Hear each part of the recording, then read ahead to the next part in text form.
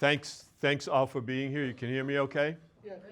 I'll use my classroom voice, and I think we'll be okay. If not, somebody just wave and I'll go up a level if I can.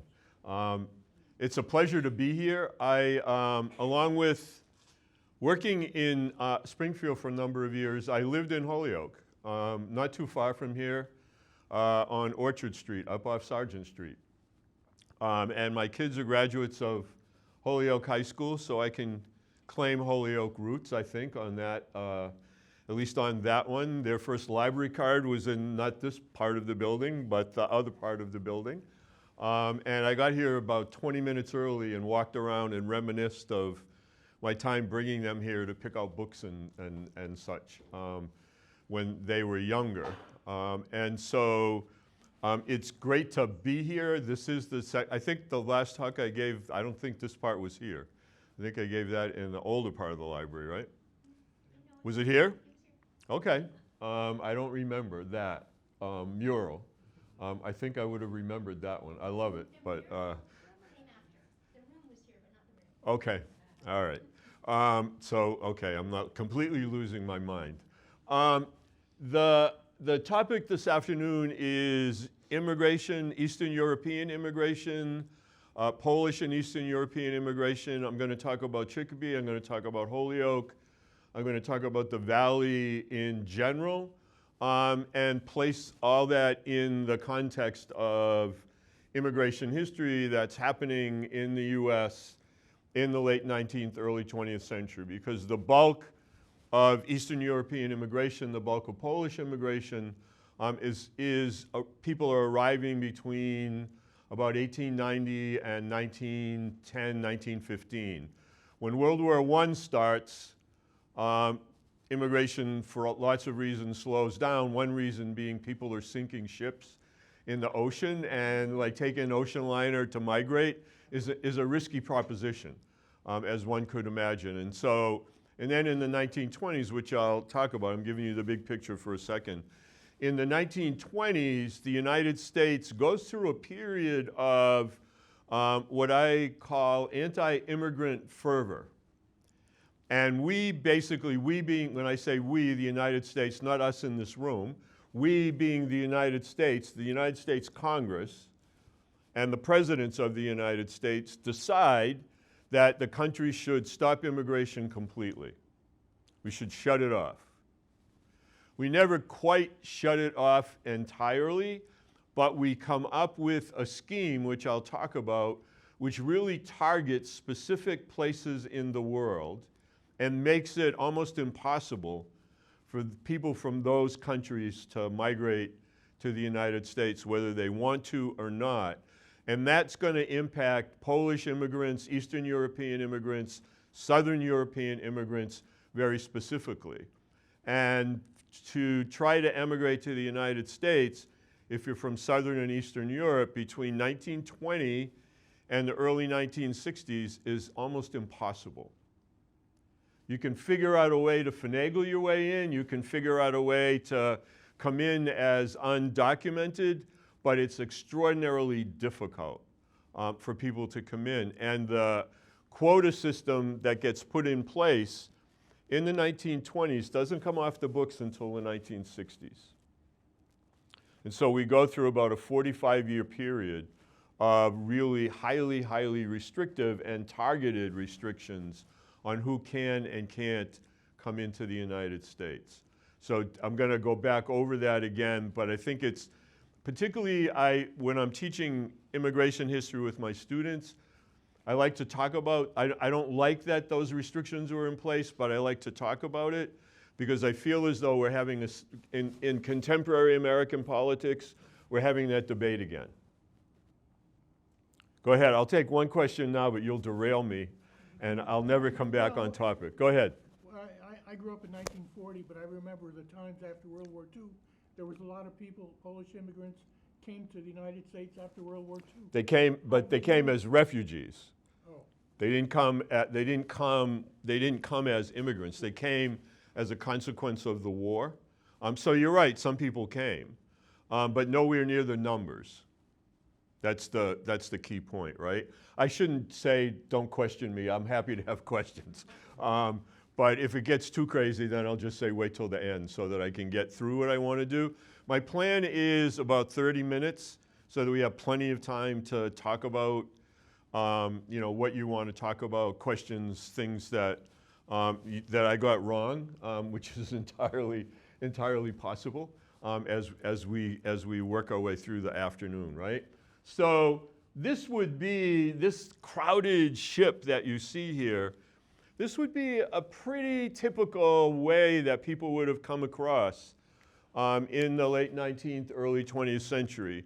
It becomes a little safer as we work our way into the 20th century with steamships.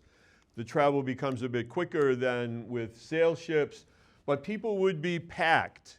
And most of the people coming from Poland, most of the people coming from other Eastern European countries, Southern European countries are going to come in what's called steerage class. Steerage, you think of cattle, at least I do. My father was a butcher. When I hear steers, I think cattle. I think him cutting meat. And so they're only on this deck because they're close to Ellis Island, and they let them out. For the most part, when people are traveling in steerage class to the United States, they're below deck all day. So if you have ancestors that came that way through Ellis Island, the bulk of their trip was below deck. Once a day, they would get to stretch their legs in the fresh air. But for the most part, they stayed below. If you were wealthy, you basically got a first-class cruise and you got the run of the deck and the best food and everything else. If not, it was not an easy trip. And most people were violently seasick because if you were from an Eastern European country, if you were from, if you were Polish and you were fleeing the Tsar in Russia or whatever, you had never been in the ocean. That had not happened. Now all of a sudden you're in the middle of the ocean on a stormy day. And so you can imagine below deck was not always a pleasant place to be. But it shows, for me anyway, again, when I talk to my students about it, it's hard to tell probably from where you're sitting, but if you walked up close to this photo and you looked at the faces of the people in that photo, there's an incredible hopefulness in the faces of most of the people. They're realizing that they're not quite sure what they're going to find when they get here, but they're thinking it's going to be better. And there's a hopefulness as they work their way. This is what they would have been confronted with at Ellis Island. So again, in my family history, my mom's parents take this route from Italy, from southern Italy. And I went to Ellis Island a few years ago and I found all the info on them coming through Ellis Island. The ships they were on, the ship's manifest with their names on it. It was very cool to find that as a historian and have it in my hand.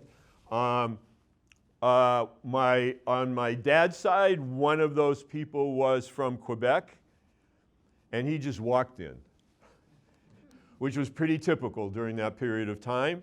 There's not a lot of quote-unquote legal immigration the way people use the term today until the 1920s. It's fairly random, especially from Canada. The border between the US and Canada is quite fluid. People can walk in, walk out, take the train. There's not a lot, and so lots of immigrants coming from Europe basically book passage to go through Nova Scotia and other parts of Canada, and then basically it makes it easier for them to come down and get in. And believe it or not, in Lowell, where I live now, I've done a lot of research on French-Canadian immigrants in Lowell because there's a really big French-Canadian population in Lowell, and there was one in Holyoke as well. And lots of people walked in.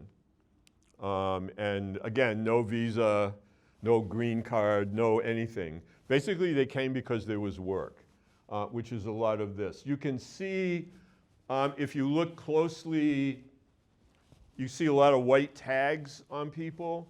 That would have been info on who they were. In some cases, they have names on there of somebody that might be meeting them. once they clear medical and are essentially passed into the United States. Eventually, those tags sometimes get medical information on them, and that might or might not restrict people from being able to come in. As you first come in, there's going to be a health check. People waiting right here. This young mom with her daughter is waiting for a physician to look at them. But again, I take the position in teaching immigration history, and I wouldn't say it any other way, but that the history of the United States is better for the fact that we've had immigration, and that the immigration process has been a fairly consistent, somewhat straightforward one, but that when people have gotten here, the impact that people have had on culture, on finance, on business, on food, on just about everything you can think of has been a positive. We're a richer country for having immigration, and I think we would be a poorer one for shutting immigration off. We can argue about that, but I doubt people are going to want to argue that one. But if you do, I'm up for the challenge. No problem at all. The biggest Polish migration to this area of the country and to the country as a whole comes between 1870 and 1914. The largest numbers. A lot of people, as was just mentioned, are going to come in after World War II as refugees. The U.S. is concerned about its image in the world. It's worried about the Soviet Union and the Cold War. And in many ways, if they can ease the passage of some people, particularly who have been impacted by Germany, by the Holocaust, they're going to let people in and essentially relax the quotas for those people. And then in 1989, lots of people come again after political change in Poland. There's a small trickle of people coming in from Poland as early as the 1620s, 1630s. Small number, I mean, not anywhere near like what we're talking about between 1870 and 1914, but there's a trickle of people. There are Polish immigrants who are very influential in the American Revolution, for example.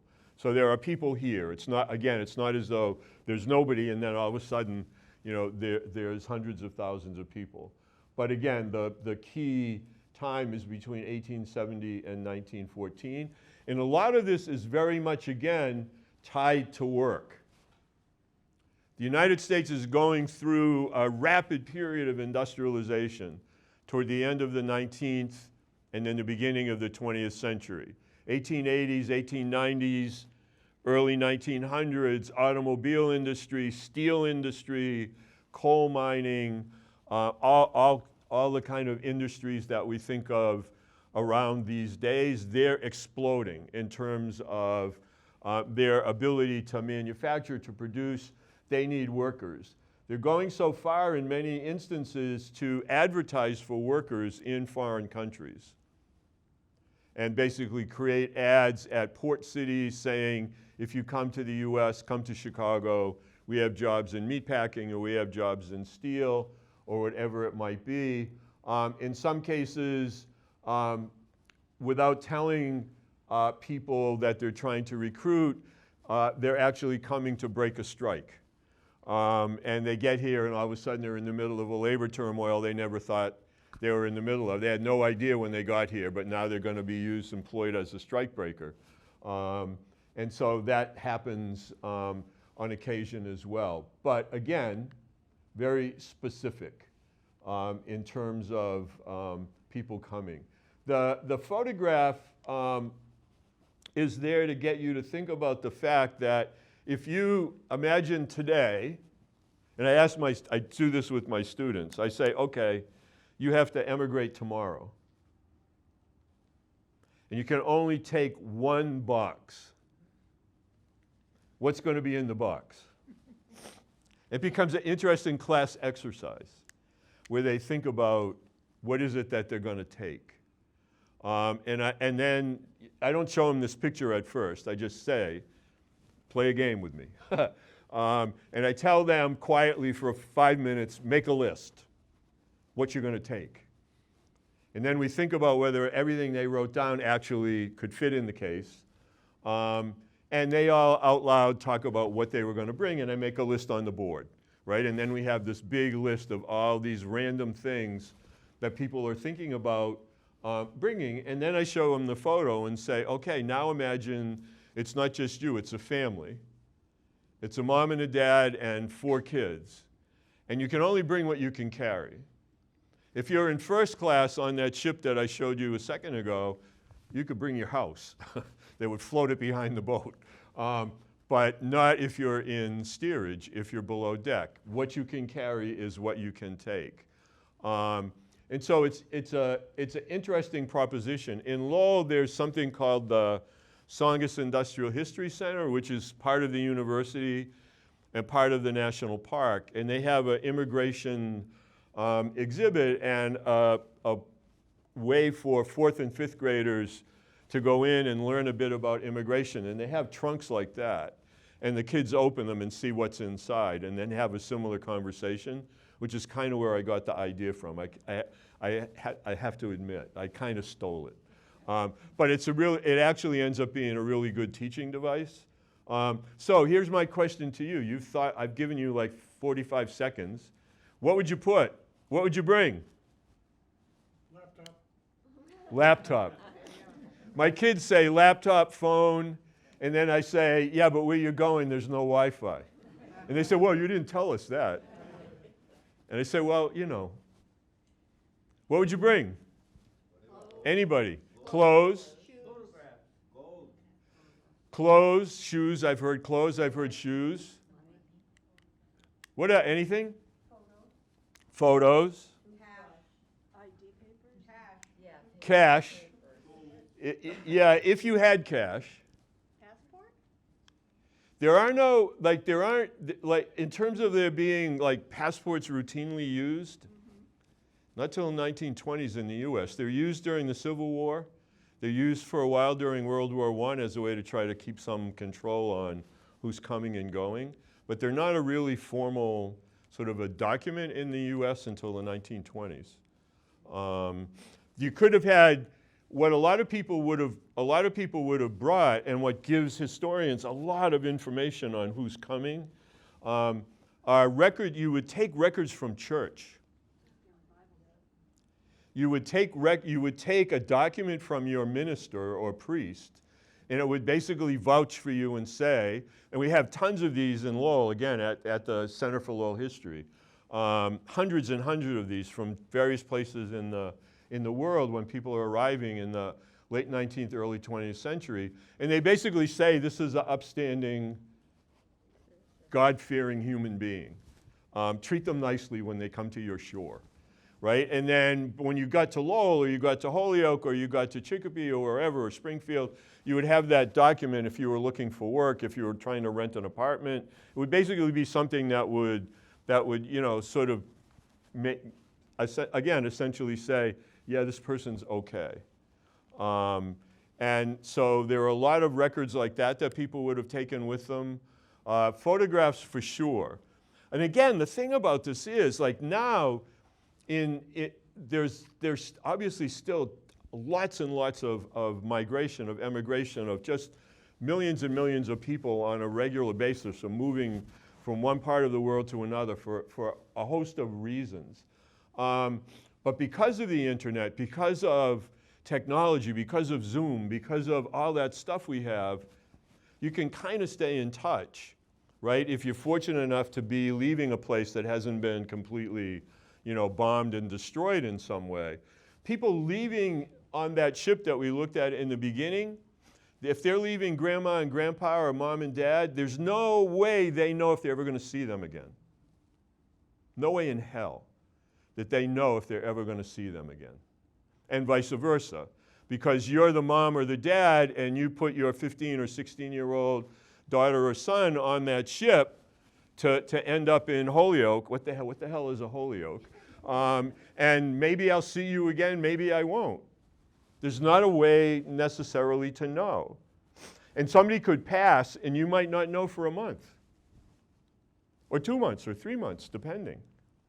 And so think about that, right? I mean, again, the kind of, I guess, stresses and strains. What I found in doing a lot of research in Lowell on immigration is one of the interesting things that people did when they got here, after they were here for 3 or 4 months, they would have a little bit of money, and they would go to a local photographer, and I'm sure this existed in Holyoke. They would go to a local photographer in Lowell, and the photographer would rent them fancy clothes. And they would take a photograph in the fancy clothes and send it home, as if to say, I've made it. Look at me. Prosperity. Right? And that would be something that people would do. And we found lots of those photos and lots of references to those photos in doing archival work. The other thing that people brought with them, and not everybody, but lots of people, they brought some clothing that had cultural representation in it. Some dress or coat or whatever it would be that was of, very much of the origin of where they were coming from. And that would be something they would use here when they went to a wedding or a funeral or a birthday party or whatever it would be. It would be some tangible, look at me, I'm from Poland. Look at me, I'm from Italy. I'm from Mexico. I'm from wherever. And so sometimes people would pack that as well. And frequently at Ellis Island, people would put that on when they got to Ellis Island. So they were processed through Ellis Island in the garment that they had brought that was representative of where they were from, which is really pretty fascinating to think about. And again, sort of that the betwixt and between, right, of being here and being there, right? By 1890, 15% or so of people in the US are foreign born. 1920, it's up to about 13%. 1910, 14.7, 15%. If you added to that the numbers of kids, in some cities, it depended, right? I mean, that's the national number, but in some cities, a community like Holyoke or like Lowell or like Lawrence or Springfield, again, or Chicopee, it could be as high as 55, 60% of everybody living in the community was either foreign-born or the children of foreign-born parents. And in some cities, it was even higher. In Lawrence, when I was doing research on the 1912 Bread and Roses strike, I looked at the 1910 census, and in Lawrence in 1910, it was 75% were immigrants or the kids of immigrants. And again, that was because there were thousands of jobs, thousands of mill jobs in the city. People waiting to come through Ellis Island, again, you can see the tags they have on them. He's got a cultural hat on. Is that, Looks yeah? like a German hat That's, with the feather on the right-hand side. okay. So that proves my point, and I didn't even know I was proving it. Thank you. So that's what that is? Yes. How about the scarves? Can't tell. Can't tell? I can't tell. I'm not that good. How about the kid's hat? Well, we don't know. That's just like, looks like a cool hat.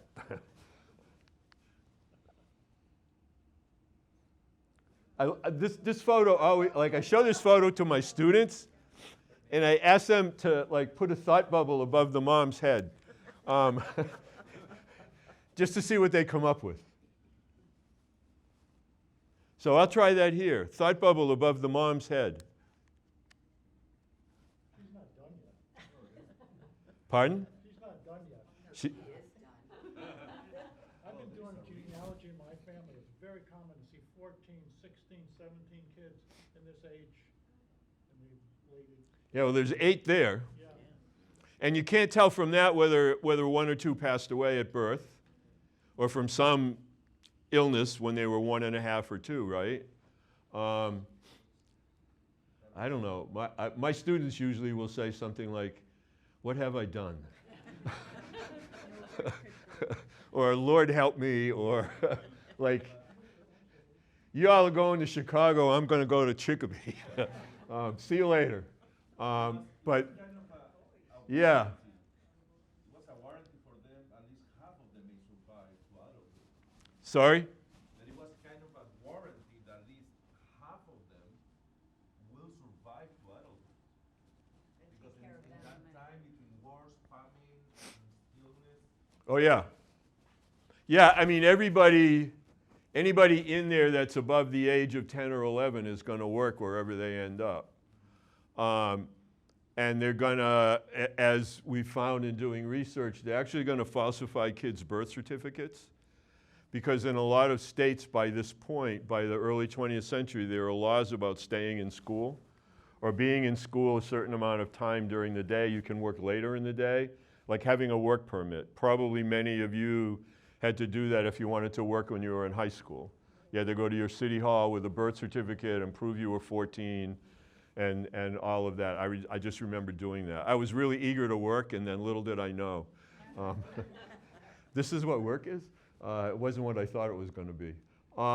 But you're right, a big family could sometimes mean some level of prosperity. When people went through Ellis Island, they would get a health check. The health check is going to become one of the screening devices to try, in a way, to keep people out. But very few people are actually turned away. Only about 2% of everybody that comes. Eventually, they build a hospital on Ellis Island, and particularly if children come and they've got some kind of a communicable disease, they'll put them in the kids' wing of the hospital until they're better, and basically parents come and go from New York visiting while they're confined, and then they'll release them. But all of these markings are things that potentially could keep you out. The biggest one, the most powerful one, that if you got this CT, trachoma, if you got that, you were probably going to be sent back. That was a disease that could cause blindness, and it was highly communicable. And if you got that, you were not let in the country if they caught it. The crazy thing about it is that the way you checked, you took a button hook, something you would use in crocheting and whatnot, you put it under a person's eyelid and flipped up their eyelid. And if they had the infection, it would show up on the underside of their eyelid. Problem was they didn't disinfect. So while they were theoretically doing something somewhat intelligent, I guess, they basically did it ass backwards. And so they could be easily giving it to people as much as they were catching it. The other thing that started to happen is these symbols, these marks, would be put on people's clothing in chalk. And once, like, people talk to each other as they're going through, oh, you don't want that on your shirt or whatever, and people would erase it, or they would turn their jacket inside out and cover it up, because people were desperate to get here. They were leaving, in most cases, a really, really difficult situation. The thought of going back just obviously was not something people even wanted to remotely consider. And so sometimes people would cheat, I guess you could say, out of self-preservation. The other thing that was happening during this period of time is the owners of the shipping companies that were basically ferrying people back and forth. It was a very lucrative trade to pack a ship, as you saw. They would actually put people on the ship that they would know had health problems that would actually essentially mean they were going to go back. But at the time, the US would buy the return ticket. And so they got paid when they sent a person over, and then they got paid by the US when they sent a person back. Eventually, one of the early immigration reforms was that the shipping line basically bore the cost And that was something that slowly but surely went away. The U.S. also, oh, sorry, go ahead. What about the X? If you had an X on your shirt, they sent you right home for where you came from? Yeah, that would send you home as well. If they essentially were saying that people were mentally defective. That was the terminology that was used. They also started referring to people as becoming like wards of the state, burdens on the state, things like that. Like if somebody had some sort of let's say a back problem or something where the likelihood of them working was minimal. Again, these are things that come along slowly over time. They don't all get put on the books at once, but people in Congress are trying to figure out, okay, how do we restrain immigration? How do we get the numbers down? And so slowly but surely. Also, eventually there's going to be a small tax to come into the country. And again, that's something that gets added over time. Also, literacy. Another reform that's going to get put in place in the early 20th century is you have to be able to read, not English, you have to be able to read in whatever the languages of the place that you're from. And so you could be given a reading test. And that could be disqualifying as well. So again, slowly they keep layering on. The most restrictive law in place during this period of time is prohibiting any Asian migration, anybody coming from Asia to become a citizen. There's something called the Chinese Exclusion Act, which gets passed in the late 1880s and then repassed again in the 1890s. That's going to stay on the books until the 1940s. And so that's the very first time that there's a very targeted, flagrant no. And that basically comes after we've invited hundreds of thousands of people from China to come in and build a transcontinental railroad and mine gold. And once that's done, it's like, okay, get out. And physically, Chinese communities are physically assaulted, and the Chinese Exclusion Act gets put on the books. What about single young women with limited means? Single young, Women with limited means. My grandfather's sister tried to come over, had very little in her pocket, had his name listed as who she's gonna go see, and they turned her back. I should know about that, and I don't, but that sounds right. She was out 16 or something, didn't have hardly any money, but yet was. No visible means of support. Yeah, well, she had $6 in my grandfather, but. Yeah, I mean, My grandma came over at 14, and I don't think she had any means. She had to travel 400 miles up to Brennan to come over here, and she was only 14 years old. yeah, I mean, I don't think, as I understand this process, it's a very fluid one, even though there are laws on the books. And so you know, look the other way sometimes for people or not. I don't know. That sounds about right, though. They would not, so for Chinese women, they wouldn't let any Chinese females into the country because they thought that would be a way to get the men to leave.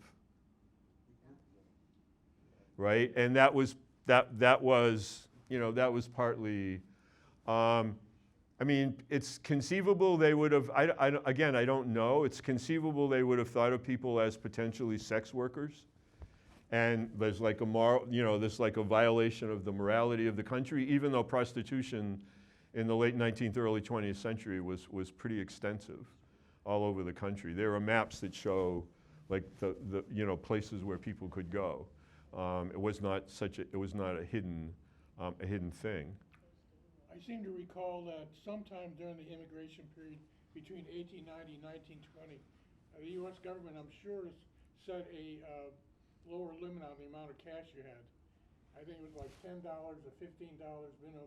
You had to have that in your pocket to get. You had to have cash. You had to pay the entry tax. And the entry tax. You had to have somebody vouching for you, waiting for you when you got out of Ellis Island. That was like, waiting for you in New York, or like if you came to Boston, waiting for you in Boston, for sure, right? To turn local a bit, I don't think this building's standing anymore, is it? No. Holyoke people? That's Riverside Mill. Is that still up or no? Riverside number 2 is up, Riverside number 1 is down. I think this is the one that's down. But this is why people would have been coming at the time. Holyoke was one of the writing paper capitals of the world. And people came, this attracted lots of French Canadians to work in the paper industry.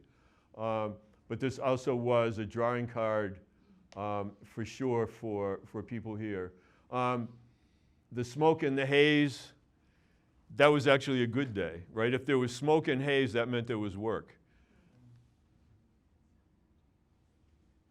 First Polish settlers show up in Chicopee around 1880, and small numbers of people up and down the valley, Sunderland, Northampton, Hatfield, Ludlow. So again, slowly the population is going to grow around here. Most of the people coming and ending up around here and along the East Coast, again, by the work people have done looking at the census, most people are coming from poor communities in Europe where mostly they were farming. My grandfather, my mother's father, basically was a wine grape small farmer who got wiped out in some blight and left. So basically people would have ended up coming with whatever small amount of money they had. It prevented them initially from getting a train ticket, traveling further into the country. And so it ended up that a lot of people stuck around here, you know, on the East Coast, again, where the jobs were. Franklin County, obviously further north from here, lots of people ended up working in agriculture.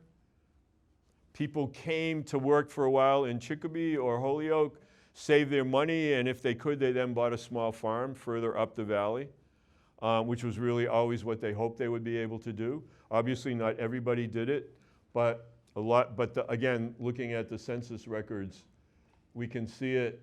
Around here, there's so much industry. It's hard to imagine now, but most everybody in the room is old enough to like know how much there was. Rolls-Royce cars even were made here in Springfield. This is one in the Springfield Museum of Industrial History, Museum of Springfield History. And that's actually, if you've never been there, that's well worth the ticket. Because it shows like an incredible array of the stuff of the valley, from motorcycles to bicycles to typewriters to dictionaries, you name it. Airplanes. I mean, I gave a lecture there, like one of the first lectures there when it opened, and I was standing in the main room and there was a plane above me. And I said, okay, you're all just like, this is just a test to see if that stays up, right? I'm the human sacrifice. I was standing under the plane hanging from the ceiling. And I said, okay, what could go wrong?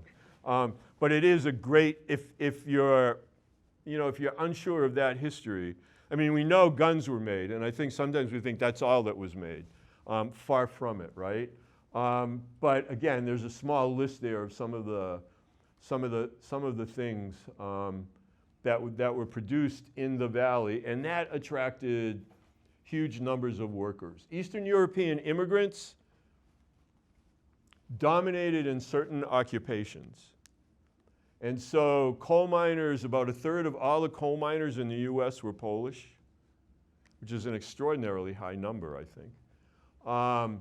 Blast furnace laborers, steel mill workers, these jobs would have been jobs that Polish immigrants would have been either recruited from abroad to come to, or they would have found when they got here. The meatpacking industry, some of you in here have to have read The Jungle at some point in your lives, right? When I ask my students that, they all look at me like, are you crazy? Read a book? It's very disturbing sometimes. But The Jungle really is, you know, amongst other things, Sinclair's trying to describe in some ways what it was like for people, for Polish immigrants, for other immigrants working in the stockyards in Chicago. I'm partial to this as well, again, because my dad was a butcher. So when I see somebody in a white coat, I get flashback. So it's kind of interesting. Again, the Connecticut River Valley. Some of you, I'm sure, have seen this book. Is the author in the room? I was thinking, God help me, the author will be in the room, and then I'll feel like I should stop talking. Not, right? Good. I mean, not good, but good. But this had a lot of stuff in it that I looked at as I was preparing. I love this series of books, this Images of America series, because they do a really good job with just filling the book with so many images and then just very specific history. I did one on the Bread and Roses strike, and I was really like, I feel like in the end of it all, that'll be the best thing I ever did. Just because it made that history so accessible to people who are not going to pick up a historian's history of the Bread and Roses strike, at least not in the same numbers. This is my favorite photo. I just imagine the terror that reigned in the room. And some of you in here can relate, I'm sure. I just remember getting hit with the clicker right there. Not a clicker. What? It was not a clicker. What was it called? It was a plastic ruler, and it was quite thick. No, I got a clicker. I got a thing that was held together with an elastic and... I could see it's hidden under the habit there. Oh, I'm poking out. she's got a ruler up her sleeve? You got better... Oh, what? On that side? Yeah, I think so. I don't know. They've all got their hands ready, though. But, I mean, again, it's sort of, I mean, the photo is really epic to me, just in terms of, again, the kind of, as people are settling in, the construction of schools that preserve culture and language. And I live in a neighborhood in Lowell that was largely Polish, and it has a similar school. It's not open anymore, but the building is there. It still has a small Polish church in the neighborhood, and every Saturday afternoon they sell pierogi to raise money. And so if I get home in enough time, I'll be able to stop off on the way home. But again, people are going to spread out once they get here. North Adams, lots of work. North Adams, this was not something that I knew until I started doing research, that there would have been such a significant population that would have headed out of the valley, if you will, further west. But again, it's important, I think, to sort of keep all this in mind.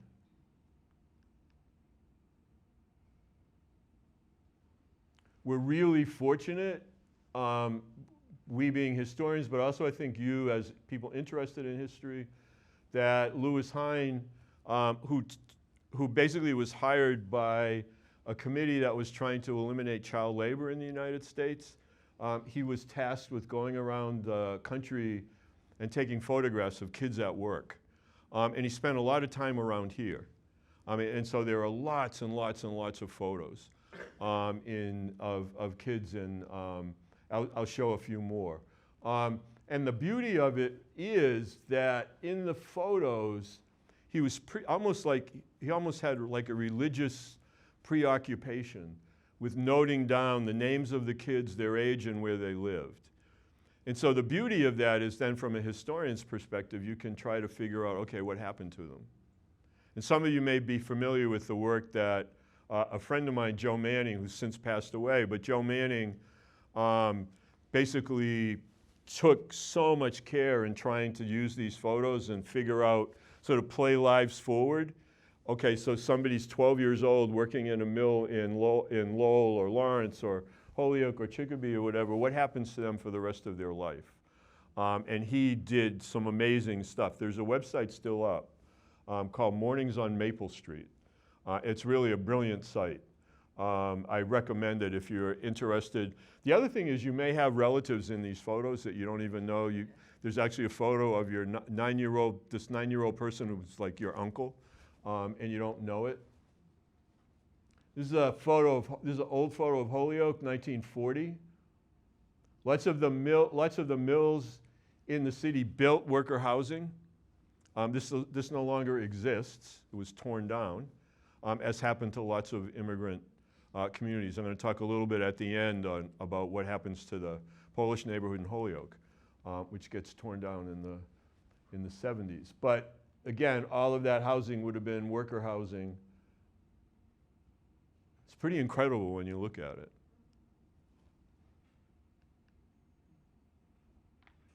Whiting Paper, another place in Holyoke that would have attracted people, just this vast, sprawling enterprise. These places were huge. It's impossible to think now when you, I came in like the back way over the bridge by where American Blank Book used to be. I had good friends that worked there years ago. And just sort of looking at that expanse coming in over that bridge, it's sort of like, wow, like what this whole valley used to be.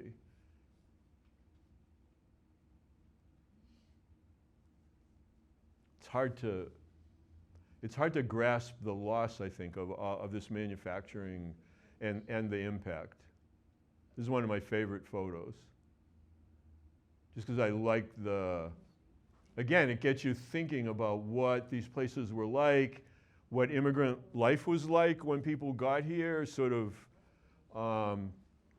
but also the intermixture here. You can see the trolley tracks in the middle of the road, and you've got a horse and a buggy over there on the side, and you sort of got you've got, you know, the old and the modern right there in the middle of the road. All those people, you can see somebody back here with another horse and wagon. All this activity on the street, it just, again, when people got here, if they had come from a small rural village, which many people had, Holyoke's like the big, it's the big city. It's a really fascinating place for people to end up. The Dwight Manufacturing Company advertised heavily to get people to come. This is an advertisement that I found in that book that I showed earlier on Polish history of Chicopee. The advertisement is basically urging immigrants to come live and work at the Dwight Cotton Mill in Chicopee. And again, the worker housing out front. Lots of people were leery of coming if they didn't know there would be housing. And so oftentimes what happened is, not 100%, but probably 50, 60% of the early immigration was single males coming. They could be married, they could have a family, but they didn't want to bring everybody until they knew they could find work and they knew they could find a place to live. They didn't want to bring everybody over and not know what they were going to do. That changes when people are already here and they're established, and now you know you can bring your brother and his family because he'll get you a job and a place to live. But initially, offering housing was a big deal. And so it definitely had impact. This is another Hind photo, and again, basically, this is a Chicopee photo, but again, you get all the names of all the people. So if you see a neighbor name there, you can tell them there might be a photo of their great-grandfather if they want to find out about them. And again, I love like they all got attitude. I mean, and look, I mean, some of them are really young, right? This is another one, different set of kids.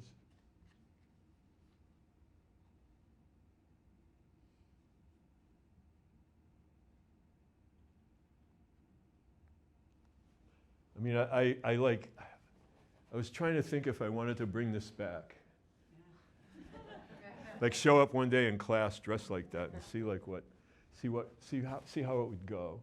But again, I mean, at the gate, you can see the older gentleman in the back there. I'm not sure what he's up to. He's checking it out. Hind by reputation, the more of these he took, eventually, funny story, he gathered a bunch of these photos and blew them up and made these big posters. And there was a congressional hearing on child labor. And Congress invited into the hearing the heads of all these big companies that were employing kids. And they were grilled by Congress, so you employ kids, you employ kids. No, no, no, never. They'd go for lunch and come back, and around the room are Heinz photos of all the places that these people had owned and operated, and said, no, we don't employ kids. And then Heinz basically it made it much more difficult for him to get inside.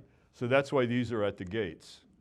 The earlier of the sequence of photos are inside, and you may have run across at some point in your life. There's some pretty famous ones of really young, mostly young girls, like standing beside textile machinery, and they're inside. And Heinz tricked the owners. He basically showed up at the factories and said that he was sent by the maker of the machinery to do an ad. And because your company has used this machine, they want you to be in the ad. And so your company name will appear in the ad. And they would say, oh, yeah. And they would let him in, and he would set up the cameras and everything and buy a machine. And then he would say, well, for perspective, it would be really great if some of the kids in here could stand by the machine. And they would say, okay. And they would assemble, all these kids. And then he would take the photo. And again, that's what got put around the room at this congressional hearing. Ultimately, he ends up being, taking of the Holyoke photos, the Chicopee photos, the Adams and North Adams photos, all the Lowell photos are all outside, the Lawrence photos are all outside as well.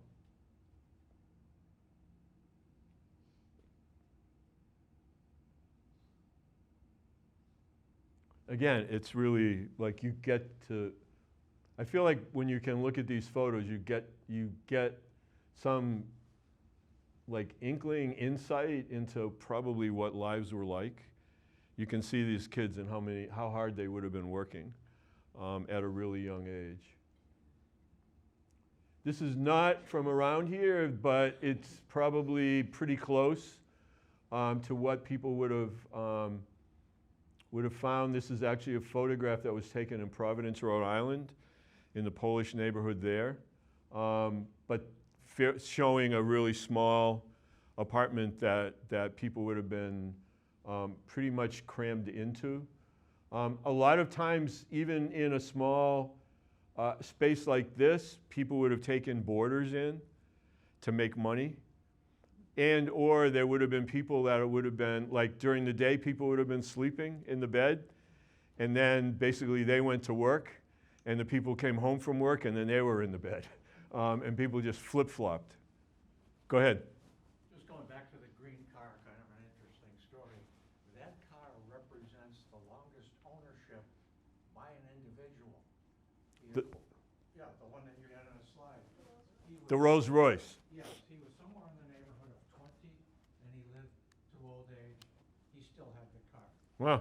Yeah. And the other thing, I used to volunteer at Wisteria-Hearst Archives, and a colleague of mine brought to me a book that showed that Henry Ford looked at Holyoke to perhaps put up a manufacturing facility, and the paper mill owners got wind of it, number one. And number two, they thought that it would bring blacks. The automotive industry would bring blacks. They didn't want either of those to happen.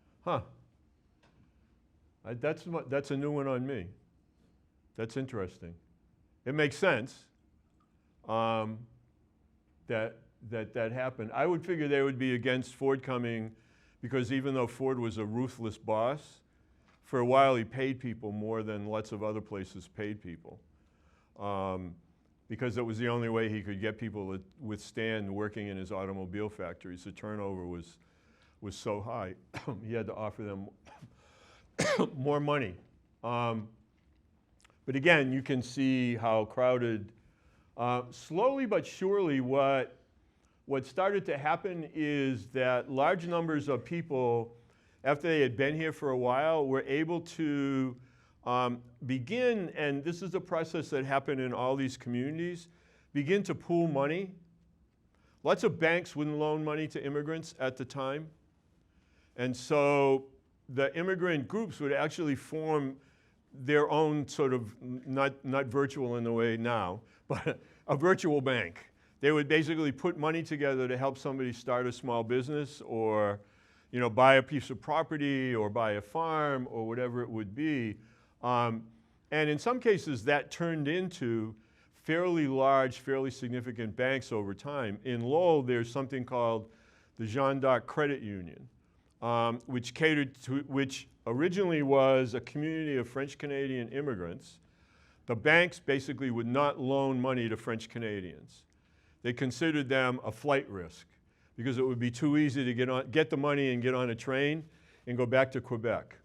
And so initially, the group basically pooled money and started loaning money to each other, charging interest, doing whatever, and it slowly turned into what's now this incredibly successful credit union with branches all over Greater Lowell.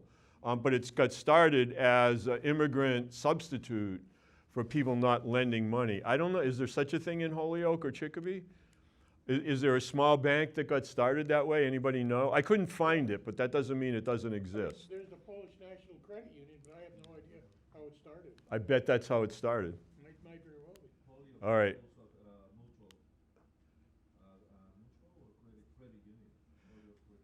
Now I'm going to have to do some research on that. Okay. So a couple more, and then I'm done, and we have time to chat. By the early 1900s, people are beginning in the U.S. Actually, in some cases, like second and maybe even third generation immigrants themselves, to start to argue that we should stop immigration into the United States. And before World War I, there's a big push to stop immigration. This is an example. This is from the Greenfield newspaper, May of 1900. And they're worried about Polish immigrants coming in. Are we to be Polonized? It's an interesting play on words, I guess. And essentially, they're talking about how that we being good Americans, I guess, are losing their birthright, and that it's time that basically we push back. We have to reclaim our identity. Some of our choicest possessions are being acquired by ignorant victims of European oppression. So they understand why people are coming, but on the other hand, they're not particularly enthralled with the idea that they're here. And this is not just Greenfield. This is happening all over the country. This is a really interesting series that the History Room here has. And fortunately, they sent it to me. It was great that I got this sent to me. There was a series in the New York Tribune about Holyoke and about how much immigration had invaded Holyoke. I mean, they even used the word. The Polish invasion has started. I mean, it's like the way people use words, right, is really important in terms of what's the message here, right? The Irish were forced into something better just as the Americans had been. Now the French are being pushed on by the Poles, Hungarians, Jews, and Italians. The Polish invasion has started. The people are coming rapidly. Their strange customs with weddings and funerals are still the wonder of those who came before them. And again, this is being added to the conversation, should we, shouldn't we stop immigration? The Tribune, the New York Tribune article has in the series they produce this picture of the Holyoke Y at the time. And the Holyoke YMCA was one of the institutions that was tasked with Americanizing immigrants. Basically teaching young women housekeeping skills, teaching young women what it meant to be a good American wife, teaching kids, skills and how to read and whatever, teaching people about voting. But the Y was a key institution in most immigrant cities around the country. Again, this article is really tapped into people of Holyoke, a city of 50,000 people, 80% foreign-born or the sons and daughters of foreign-born parents.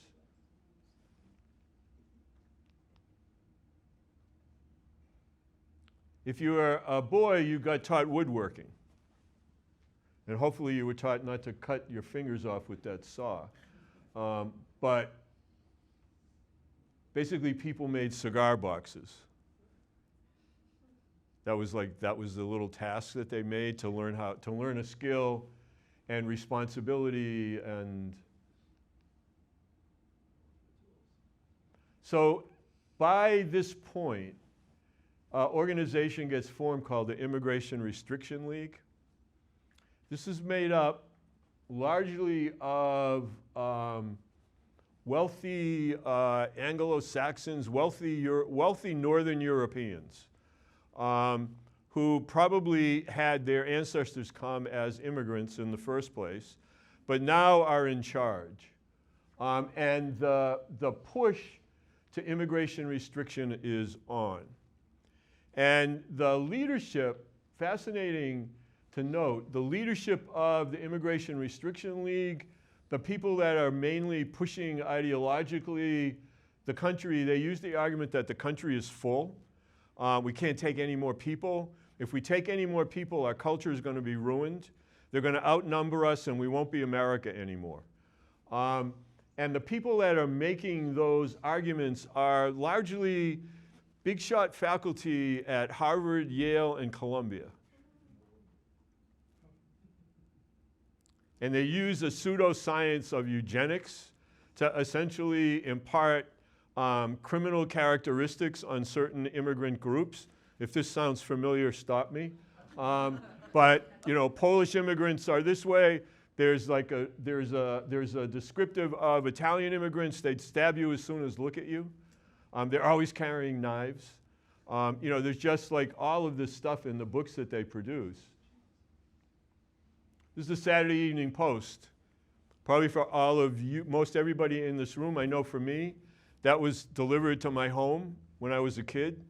Like reading the Saturday Evening Post was like an exciting thing, right? There were all kind of photos in it and like stuff, right? It was like very eagerly read in my house. If the farmer doesn't keep out the weeds by his own toil, his crops will be choked and stunted. If America doesn't keep out the alien, mongrelized people of Southeastern Europe, her crop of citizens will eventually be dwarfed and mongrelized in turn. Can't be any clearer.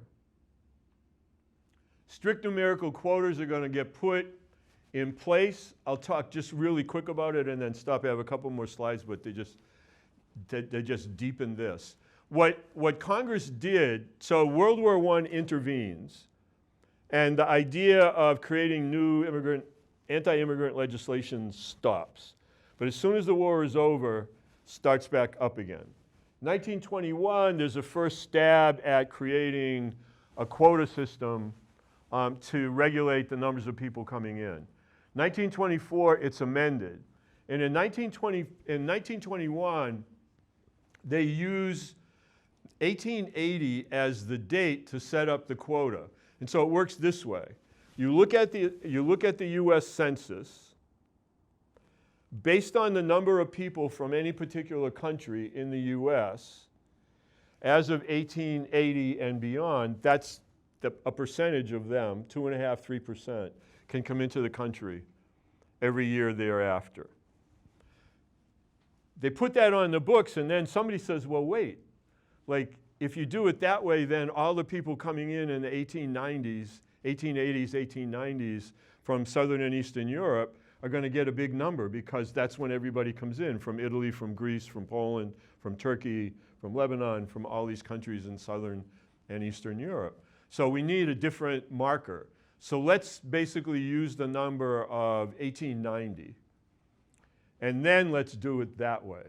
And essentially what that did is, I think, let's see.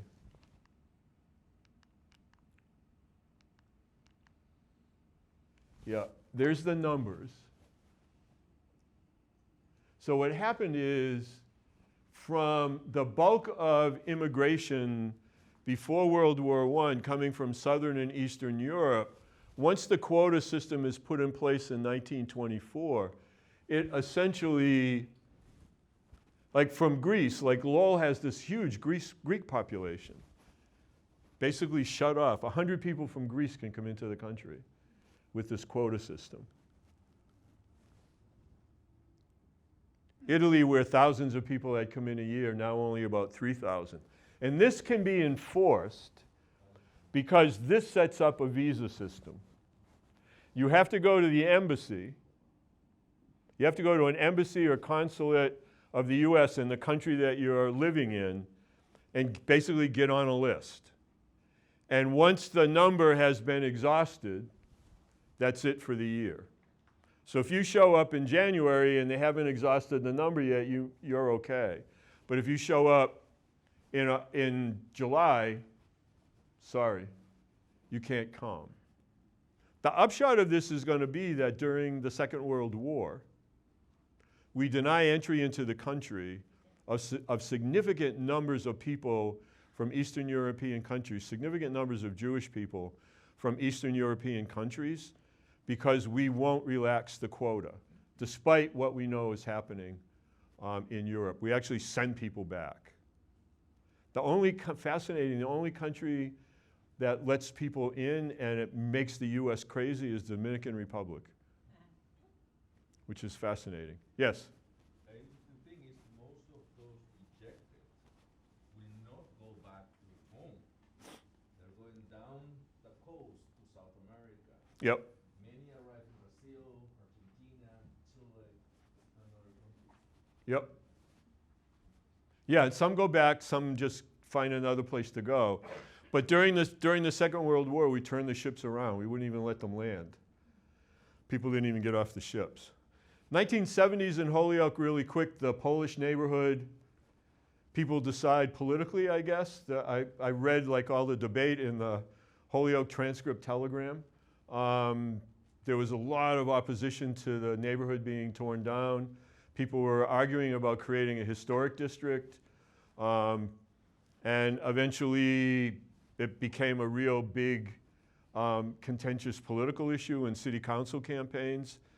And finally, by a really slim margin, enough people voted to tear the neighborhood down and create a housing complex. And the neighborhood basically, with the exception of a couple buildings, church and I think one other building, basically disappeared.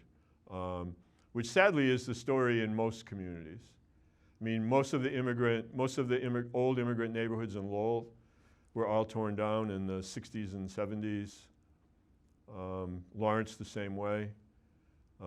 Boston, the Southeast Expressway completely destroyed an Italian part of the North End and part of the Jewish neighborhood around where Mass General Hospital is now. And so lots of that immigrant history that people hunger for, I think, just disappeared. But I'll stop there so we have enough time. Thank you. Thank you.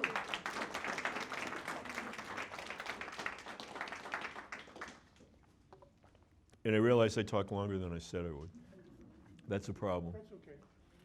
We don't mind. That's a problem with giving me a chance to say something. Yes?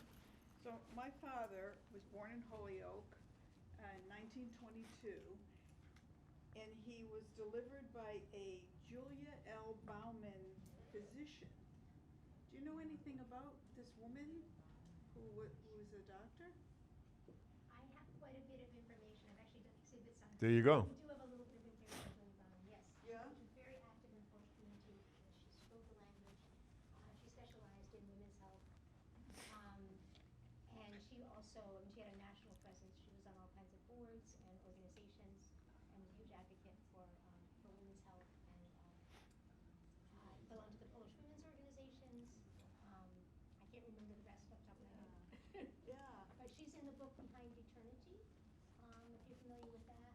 No. Behind Eternity, I don't know if it's online, but we have a copy of the history room. Okay. There you go. You can find out about the woman that birthed your dad. Yes? I did a Facebook page for Polish Union Society of Massachusetts and Connecticut. I took some pictures. Can I post them? Yes. Thank you. Yeah, yeah. No secrets. Whatever I say, I'll attest to. If I go to jail, whatever. Yes. What was the significant impetus for people to send their children, teenagers, from, I've got ancestors that came from Lithuania, like Yep. grandparents, came separately, they met, they married. But, you know, they were teenagers basically when they got here. They did have people that they knew had preceded them apparently. They did have or didn't have? They did that, I think, because they came in through, I don't know if they were relatives or just friends in Connecticut, and then came up to Yeah. Westfield. And my grandmother and her sister came several years apart. And maybe one sponsored the other, I'm not sure. What I hear is that they were on a farm, a significant farm. Maybe it wasn't. Yeah, so the question is why are families sending so many teenage boys alone to the U.S.? Well, these are women, you know. My answer is because they were teenage boys. Go away. I think, I mean, again, some of it is in a way that makes sense to me when I think about it. Some of it is basically you have no economic opportunity here. If anything, there'll be the possibility, you're opening up the possibility. The other thing is that with a lot of young people, and from, again, like the records that survive that we can get at, a lot of people are coming, depending on when, if it's around World War I, they're coming to escape conscription. Lots of young boys from Russia, particularly Jewish young boys, their parents do not want them conscripted into the Tsar's army. But what about the women, like my grandmother? Same thing. Really, in the 1890s? Yeah, I mean, again, it's sort of, the interesting comparison is, I mean, and again, it's only a comparison, it doesn't hold up 100%.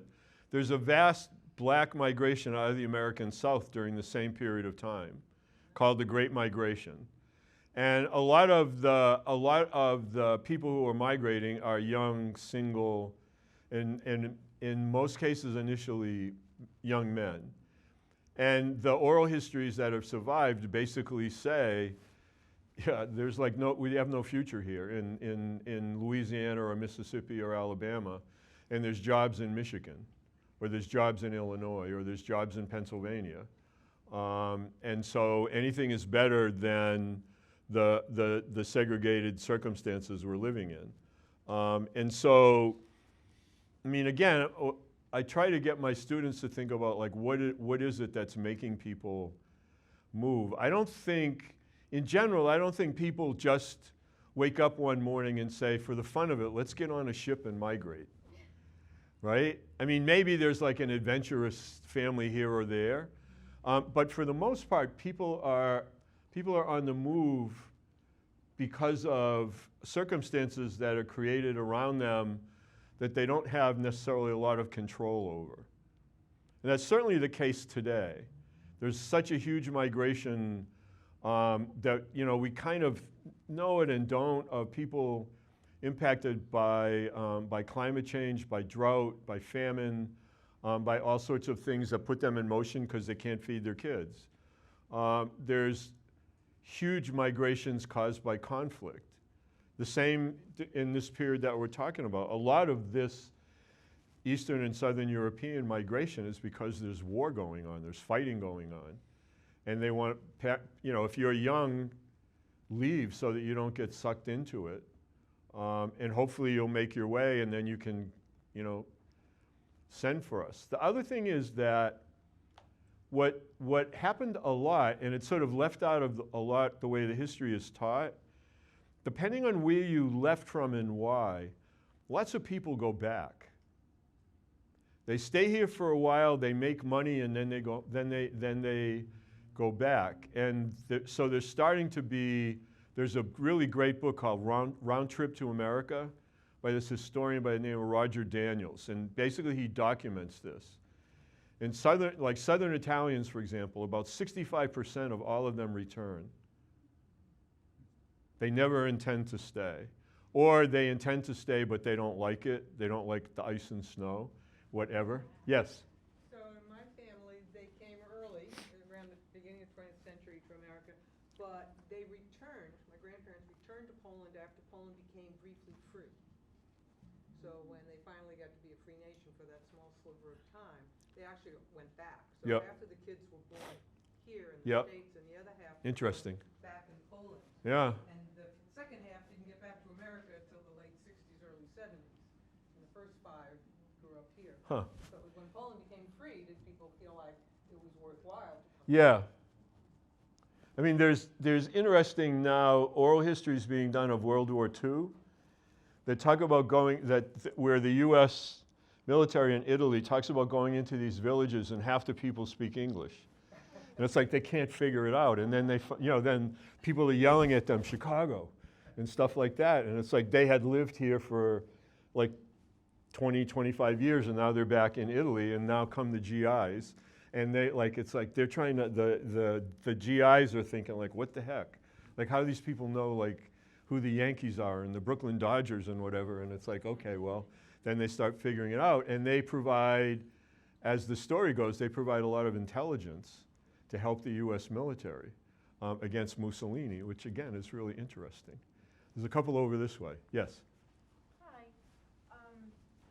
My great-grandfather came from Hungary in 1906, he and his wife and a couple of kids. And on the manifest, it says that he claims the country, Hungary, and says that, and he didn't say he was Magnar, like the rest of the vote was. He claims Rusin, which is a small minority. Mm-hmm. And then later down the line, he starts to kind of change up what he is. He might say he's Polish, he might say Slavic. So was there a reason? Because there was a lot of discussion in my family about it. Even one of the aunts said, well, he must have been Russian because he was running from the Russian army. And I thought, well, maybe he's running from the army because they're trying to get him into the Russian army. But they were pretty strong saying they were Hungarian when they first came. Yeah, I mean, I'm shamefully inadequate on like the history of like all of like the Balkans and like all the sort of the machinations and the borders changing. I mean, a lot of this is caught up with like you're Polish, but you know Germany takes a piece of the country, right? And now you're German, but you're Polish, right? Or you know, and so Hungary to me, like the way I think about it is somewhat similar. I think of Yugoslavia that way. I think of Lithuania, Latvia. I think of all these places as sort of the borders are like Estonia, all of it being really fluid. The same way with countries in the Middle East. You know, like the Armenian genocide, right? In Lowell, there's a really large Armenian population. And there's arguments all the time between the Turkish small population in Lowell and the Armenian population about whether there was actually a genocide at all. But again, the Armenians in Lowell, if you look at their documents, when they come into the country, their documents are Turkish. There's a Turkish seal on the documents. So I think as much as we would try always to try to get it really like 100%, I don't think there's a way to.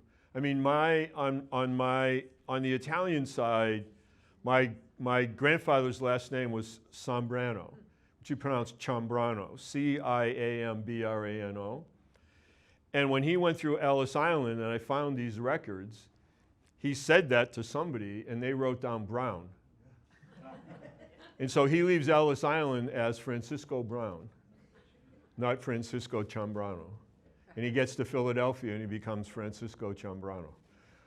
And when I was at Ellis Island, I kept saying to the person, like, we had the ship's manifest with his name right in Italy, but then when he goes through Ellis Island, it's like, what the hell, he's gone.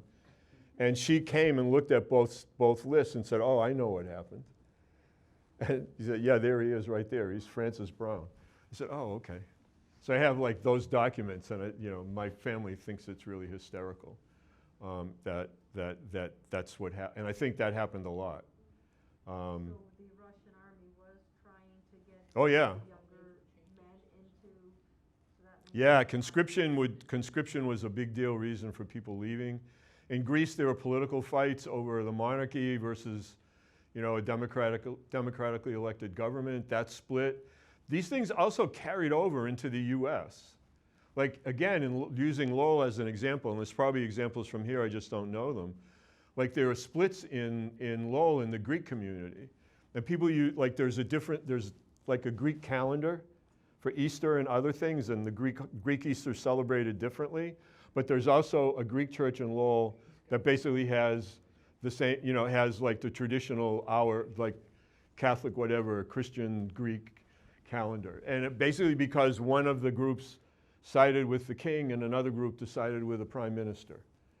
And they came to Lowell and fought it out. Right now in Lowell, there's a huge fight within the Cambodian community about the government in Cambodia, whether the government in Cambodia has been properly elected or not, or whether it's a repressive regime.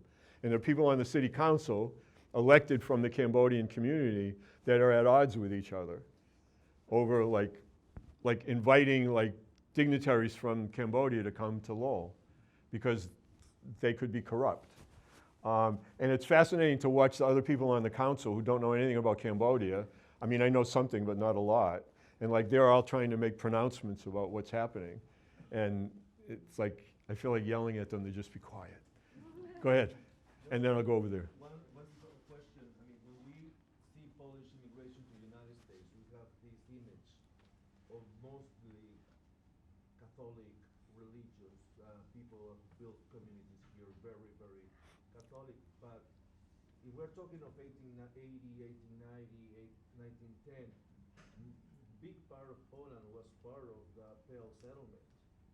So what about the Jewish Polish who came during that same time?